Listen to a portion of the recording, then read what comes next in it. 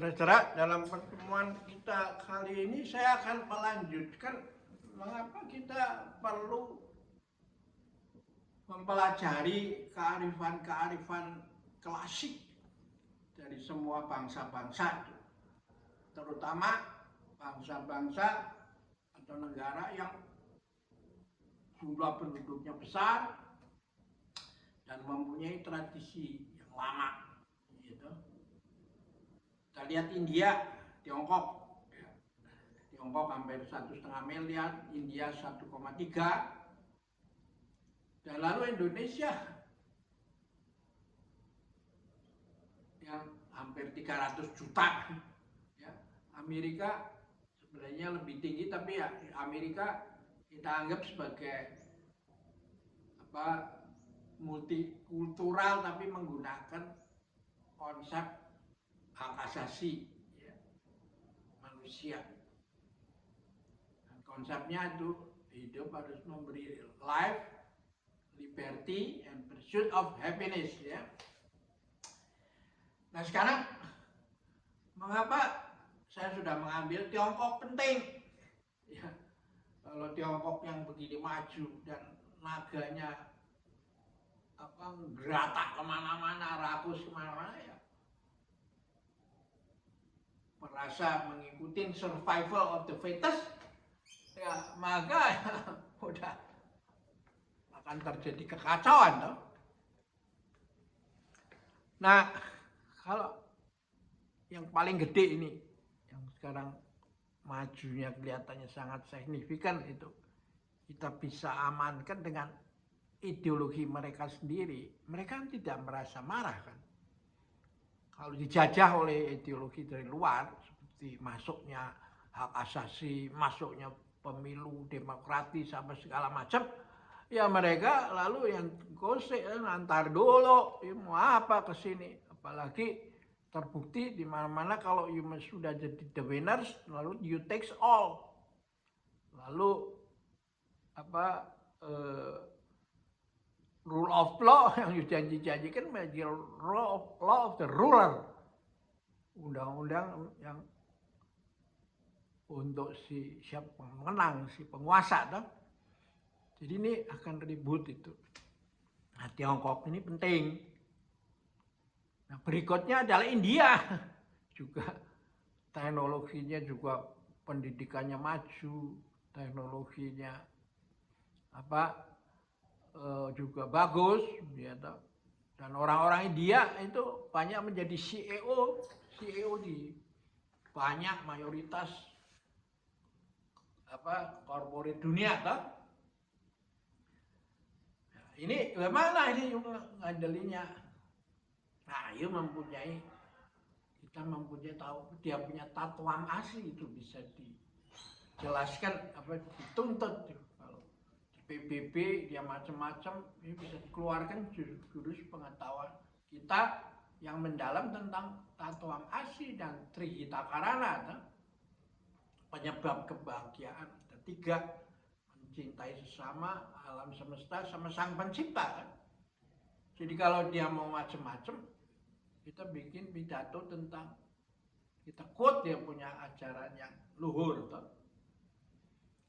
Jadi begitulah kita memanfaatkan Tai Chi ini untuk menjadi media untuk mengembangkan Bhinneka Tunggal Ika untuk dunia. Ya, nah, apa yang terjadi kalau ini bisa kita kembangkan?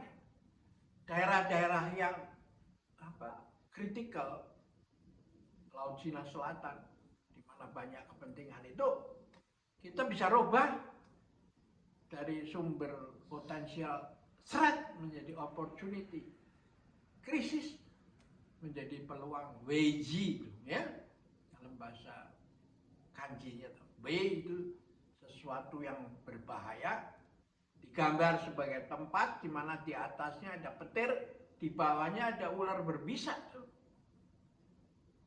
Nah, ini bahaya yang sangat kritikal bagi orang zaman dulu kan.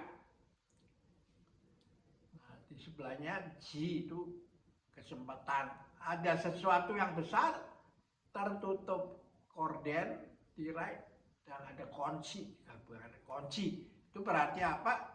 Kalau you dapat bahaya, jangan lari. Jangan lalu nasionalisme apa dikembang-kembangkan. Jangan. Ini makan berkelahi kalau begitu. Mereka kan menuntut ini jalur klasik saya.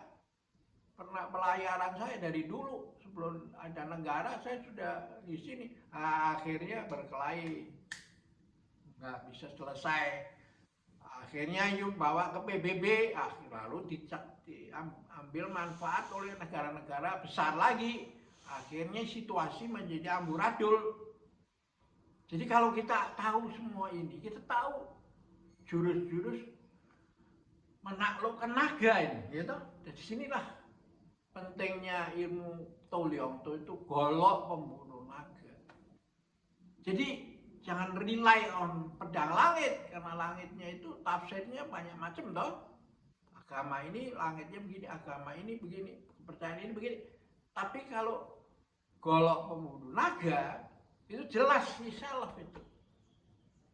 Nah, kalau India Anda bisa merefer ke cerita Ramayana bahwa sebenarnya semua konflik itu akibat split dari personality itu.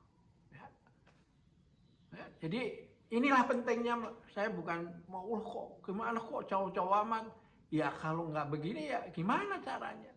Nah itulah menariknya Tolyongto itu, Tteokbokki itu tidak mau mengalahkan ilmu naga dari Shaolin, tapi dia pada waktu pertandingan awal dia hanya berkelit untuk mempelajari bagaimana jurus-jurus Shaolin itu, yaitu jurus naga itu. Nah, ketika dia sudah kuasai keterampilan itu, dipadukan dengan tenaga dalam yang datang dari Wutangsan itu, tenaga Tai Chi-nya itu, sehingga dia bisa mengalahkan lawannya dengan jurus mereka sendiri, dengan gerakan yang lebih dahsyat, sehingga pemilik aslinya si jago ilmu naga itu kaget itu, dari mana itu bisa belajar ilmu naga ini dalam waktu yang singkat. Nah inilah relevansi daripada Alvin Toffler itu, learn, unlearn, dan relearn. Ya. Jadi Anda diajar untuk mengosongkan diri sehingga bisa terus menambah ilmu. Karena itu Tio Samhong, pendirinya, kakeknya Tteokbokki,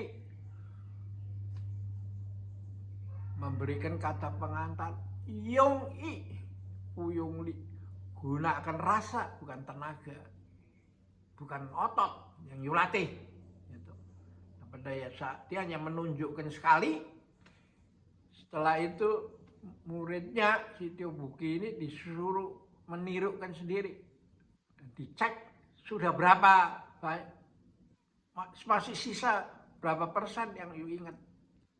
Nah, Tteokbokki mengatakan, sudah tinggal 50%.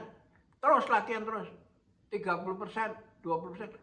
Akhirnya ketika saya sudah lupa sama sekali, maka baru jurus Tai Chi-nya itu bisa keluar.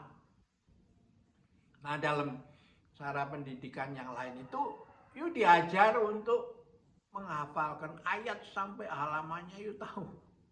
Tapi menurut Wutangsan bukan begitu. Itu harus mulai sama. Tapi yang kedua ini, saya tahu ayatnya tapi tidak tahu di mana letak halaman berapa itu. Nah, yang tertinggi adalah saya lupa apakah ada atau tidak. Tapi ketika dibutuhkan, muncul secara spontan. Nah, itulah ilmu bela diri sejati itu. Nah, bagaimana kalau you lihat bagaimana itu tingkatan ada dalam Candi Borobudur itu yang paling bahasanya itu rupa datu itu, ya, kama datu, ya itu dia masih tergerak didorong oleh nafsu. Lalu rupa datu, ya. Nah yang paling tinggi arupa datu. Jadi yang paling tinggi adalah kosong. Jadi India dan Tiongkok ini mempunyai kesamaan, mempunyai common platform di sini. Nah di Jawa, di Nusantara ini juga karena kedatangan dari melalui jalur rempah, ya, kita melihat kan ada jalur Batu Jaya di Kerawang, ya, yang sudah ada. Yang pertama itu abad kedua Masehi, kira-kira tahun 150 ke atas itu didirikan. Dia berkembang, ya, dan lalu ke Jawa Tengah di Borobudur abad ke-8-9 itu didirikan candi dengan batu gunung Prambanan sama Borobudur, ya. Kalau di Batu Jaya itu dibuat dari batu bata, tanah yang diproses, ada teknologi masuk. Nah, lalu berkembang menjadi Muara Jambi, ya, dan di situ merupakan negara Islam yang pertama, Samudra Pasai, ya. Nah, lalu dari situ dia membuat Dalai Lama itu sebenarnya kelanjutan daripada Buddhism yang datang daripada daerah Muara Jambi ini, ya toh, Palembang toh, ya, terus begitu. Jadi inilah saudara, kita bukan iseng-iseng aja nambah sana sini, tapi ada cara berpikirnya itu, ya, ada modelnya pemikiran, ya. Oke, kita lanjutkan dalam pertemuan berikutnya. Sampai jumpa lagi.